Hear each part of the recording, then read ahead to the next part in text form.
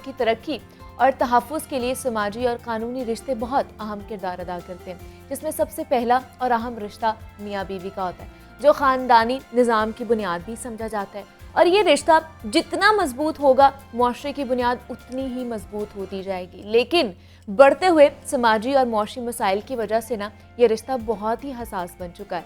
रिश्तों में बढ़ते तनाव मुआशरती निज़ाम के लिए चैलेंज बनते जा रहे हैं और गुज़श्ता कुछ सालों से हमारे मुआशरे में तलाक की शरह में ख़तरनाक हद तक इजाफा होता जा रहा है। और तलाक जैसे नापसंदीदा अमल का सबसे बड़ा जो निशाना बनते हैं वो हमारे बच्चे ही बनते हैं। और कुछ रोज़ पहले हमने सेनेट से पास होने वाले तरमीमी कानून के बारे में प्रोग्राम भी किया था, जिसके तहत तलाक के बाद बच्चों की परवरिश का हक जो है वो माँ को दे दिया गया था। लेकिन एक सवाल यहाँ पे ये उठ रहा था कि अगर माँ बच्चों की परवरिश करेगी तो उसका खर्चा कौन उठाएगा। लेकिन अब लाहौर हाई कोर्ट ने ये कानूनी नुक्ता भी तय कर दिया है, जिसके मुताबिक शौहर साबिका बीवी के बच्चों को खर्च देने का पाबंद है और बच्चों के खर्च में हर साल 10% इजाफा भी कानूनी करार दे दिया गया है। और उसके साथ साथ अदालत का कमसन बच्चे की गार्डियनशिप का फैसला भी 3 माह में करने का हुक्म सामने आया है। तो ये सारा मामला है क्या, इस केस का बैकग्राउंड जानने और इस फैसले के क्या असरात मुरतब होंगे, इस पर आज हम बात करेंगे।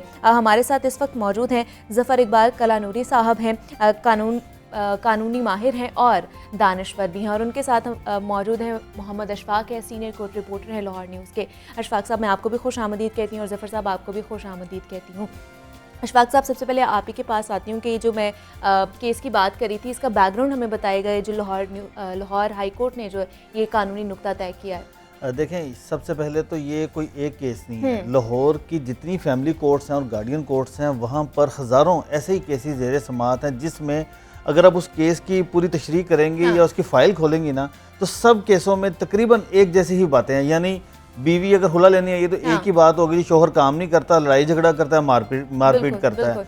अगर शोहर अदालत में बच्चा लेने के लिए आएगा, बच्चे की कस्टडी लेने के लिए आएगा, तो उसका ये होगा कि मेरी बीवी बच्चा छीन कर ले गई है और मुझे बच्चे से मुलाकात नहीं करवाई जा रही और ससुराल वाले मुझ पर तशद्दुद कर रहे हैं या मार पीट रहे हैं। तो हज़ारों केसेस ये इस तरह के लाहौर की अदालतों में ज़ेर समाअत हैं। और आप देखें कि मियाँ बीवी की इस लड़ाई झगड़ी का जो खमियाजा है वो कम सी नन्हे बच्चे हैं। सुबह सुबह जब आप गार्डियन कोर्ट्स में जाएं तो कम सी नन्हे बच्चे वहाँ पर खेलते कूदते दिखाई देंगे, हालांकि वो स्कूल आने के बजाय रोज़ सुबह अदालत में आ रहे होते हैं।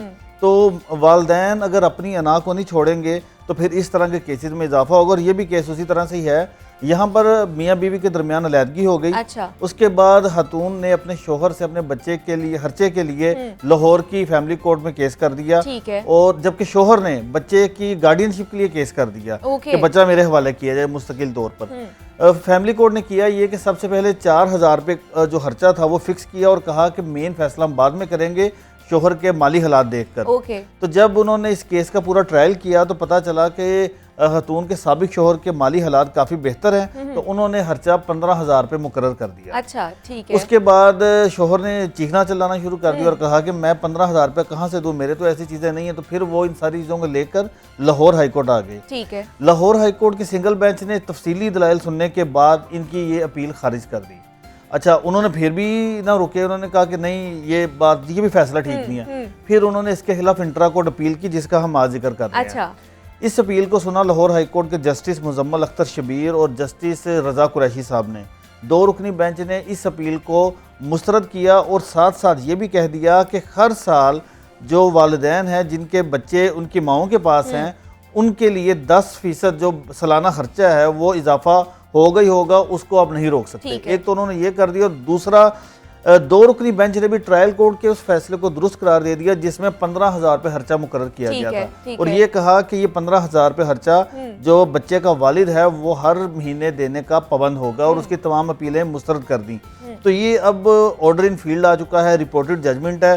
तो अब इसके बाद जो अदालत ने यह भी ऑर्डर कर दिया फैमिली कोर्ट को कि आपने इसकी गार्डियनशिप का जो फैसला है ना, कि मुस्तकिल बुनियादों पर बच्चा माँ के पास रहेगा या बाप के पास रहेगा, इसका फैसला आपने 3 माह के अंदर अंदर करना है। ये अदालत ने डायरेक्शन दे दी है। ठीक है, ये कुछ केसेस के जो बैकग्राउंड थे जो हमने अशफाक से जाने हैं। सर, मैं आपकी तरफ आना चाहूँगी, आप कानूनी माहिर हैं और इस चीज़ को बड़े अच्छे तरीके से परखते हैं, तो मुझे बताइएगा, एक्सपर्ट राय हमें चाहिए इसके ऊपर कि इस तरह के केसेस पे जो ये अहम नुक्ता उठाया गया है या कानूनी नुक्ता तय कर दिया गया है, कितना ज़रूरी था। मैं आपको अर्ज़ करना चाहता हूँ, इसकी बैकग्राउंड जाननी ज़रूरी है, क्योंकि हमारे लिए जो इस्लामिक लॉ है ना, वो कुरान पाक है और ये सुन्नत रसूल है जिससे हम चीज़ें ड्राइव करते हैं। पूरे कुरान पाक में किसी जगह पे ये कस्टडी या हज़ानत के बारे में कोई हुक्म नहीं है। ठीक है। इसमें सुन्नत में भी कोई हुक्म नहीं है। मुख्तलिफ फ़ैसले हैं जो रसूल करीम सल्लल्लाहु अलैहि वसल्लम ने ऐसे केसेस में किए हैं, या हमारे जो फ़ुक़हा हैं उन्होंने जो फ़ैसले किए, जो खुलफा हैं उन्होंने फ़ैसले किए, उनको बेसिस बनाया जाता है। क्यूमुलेटिव इफ़ेक्ट ये है कि कुरान पाक में ये कहा गया है कि खातून जो है वो 2 बरस तक बच्चे को दूध पिलाए, और उसके लिए भी ये है कि अगर वो दूध खुद ना पिलाए तो आप रज़ाई माँ से वो दूध पिलवा सकते हैं और उसका मुआवजा दे सकते हैं। इसके अलावा कोई हुक्म नहीं है। अब जो हमारे फ़िक़े हैं सुन्ना के अंदर, इमाम अबू हनीफ़ा हैं, हम्बली है फ़िक़ा, और इसके अंदर जो शिया स्कूल ऑफ थॉट है उनकी भी अपनी एक राय है। पाकिस्तान बनने के बाद 1956 के अंदर एक कमीशन बनाया गया और उसको यही सवाल दिया गया कि क्योंकि ये वाज़े नहीं है कि कस्टडी किस तरह होगी, और वो जो मैंडेट के साथ कमीशन जो है वो वक्त के जो उलमा होते हैं उसके ऊपर कंसेंसस और इजमा का कंसेप्ट इस्लाम में मौजूद है कि उस मसले पे वो राय दें। उन्होंने 1961 के अंदर ये राय दी कि ये जो सुन्नी स्कूल ऑफ थॉट है, और उसके मुताबिक उन्होंने ये कह दिया इमाम अबू हनीफ़ा का फ़िक़ा जो सबसे ज़्यादा यहाँ पे, कि 7 बरस की उम्र तक जो बेटा है वो बाप के पास रहेगा, और जो बेटी है वो अपनी बलूगत तक जो है वो माँ के पास रहेगी। ये उस फैसले की रोशनी में तो फिर 1961 का फैमिली कोर्ट्स एक्ट जो है उसके अंदर ये बात तय करके ये लिख दी गई। लेकिन जो अहले तशी हैं उनका ये ख्याल है और उनका ये फ़िक़ा है और वो इस पर अमल दरामद करते हैं कि 4 साल की उम्र तक का बेटा, उसकी हज़ानत जो है वो बाप के पास रहेगी, और बेटी जो है वो भी इस उम्र के बाद माँ से बाप को दी जा सकती है, या ज़्यादा से ज़्यादा बलूगत तक। अब ये फ़ैसला तय करना कि एक बात मैं वाज़े करना चाहता हूँ, एक चीज़ होती है गार्डियनशिप। बाप हर सूरत में गार्डियन है, उसकी गार्डियनशिप उससे नहीं जा सकती, वो मर ना जाए, उसे कोई लंबी सजा ना हो जाए, ज़हनी तौर पे फ़ाक़ुरुल अक़ल ना हो जाए, लेकिन बाप जो है वो गार्डियन तो है। सिर्फ हज़ानत का राइट है जो माँ के पास है, वो उसके लिए एक तय कर दिया गया है इस्लाम के मुताबिक भी। और पाकिस्तानी कोर्ट्स का ट्रेंड देखना है, उन्होंने इसी बेसिस पे बेबहा इस तरह के हज़ारों फैसले जो हैं हुए हैं। मेरे अपने हाथ से फैमिली कोर्ट्स, मेरा ख्याल है थाउजेंड्स मैंने ये डिसाइड करवाए होंगे केसेस। अब जो कोर्ट्स का ट्रेंड है वो ये कहते हैं, और ये इसके पीछे ना इस्लाम जो है वो विजडम वाला दीन है। देखिए छोटी उम्र का जो बच्चा होता है ना उसको माँ की ज़रूरत होती है। इवन स्कूलिंग के लिए आप देखें कि खातून टीचर बेहतर पढ़ा सकती है, और जब वो एक उम्र से बाहर निकलता है ना तो उसने मोहल्ले गली में जाना है, उस वक्त बाप की भी उसको ज़रूरत है। तो बाप के ऊपर एक जिम्मेदारी लगा दी गई है कि वो चांद पे भी चला जाए ना, मेंटेनेंस देना उसकी जिम्मेदारी है, इर्रिस्पेक्टिव ऑफ द फैक्ट कि माँ जो है उसकी माली हालत कैसी है, वो जॉब करती है या नहीं करनी, वो उसने देना ही देना है। लेकिन कैसे कोर्ट तय करती है?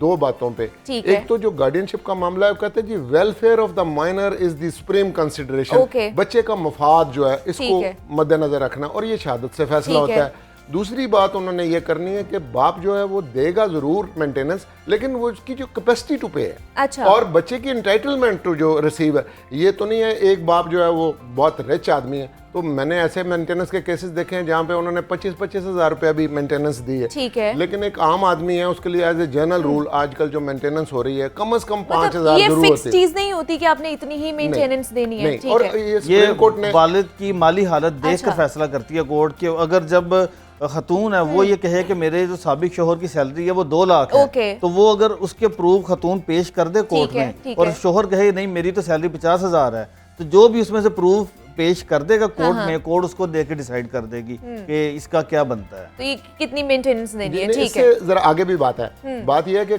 अब सुप्रीम कोर्ट ऑफ पाकिस्तान ने ये तय कर दिया हुआ है कि ये जिम्मेदारी भी खामद के ऊपर है, वो साबित करे कि मेरी माली हालत इतनी नहीं है, वरना जो कुछ खातून कहेगी ना एविडेंस से वो दुरुस्त मान लिया जाएगा। अच्छा, अब इस पर्टिकुलर केस से पहले मैं आपको एक बात बताऊं, एक जजमेंट आई है, वो आई 4 साल पहले सुप्रीम कोर्ट से। उन्होंने कई पैरामीटर्स तय कर दिए। अच्छा। एक तो उन्होंने ये कहा कि हर सूरत बाप ने मेंटेनेंस दिया, ये उसको फॉलो किया गया।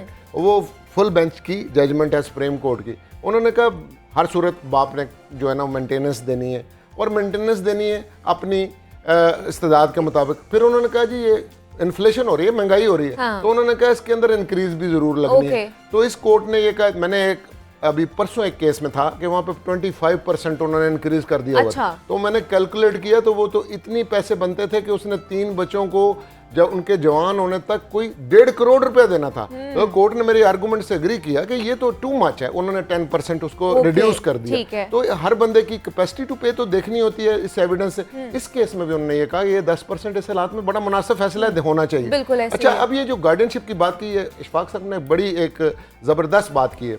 आप हफ्ते के दिन खास तौर पे मुलाकात के लिए, क्योंकि बच्चों की छुट्टी होती है, आज ऐवान अदल चले जाएं, कोई 4 गार्डियन कोर्ट्स हैं और तकरीबन 400 से 500 बच्चे जो मुलाकात के लिए आएंगे और वो हथकड़ियाँ लगे मुलजमान को भी देख रहे होते हैं। पैथेटिक हालत है, जूतों के अंदर बिल्कुल, दाल बिल्कुल। बढ़ती है, माँ बाप जो है सफ़र तो वो बच्चा है।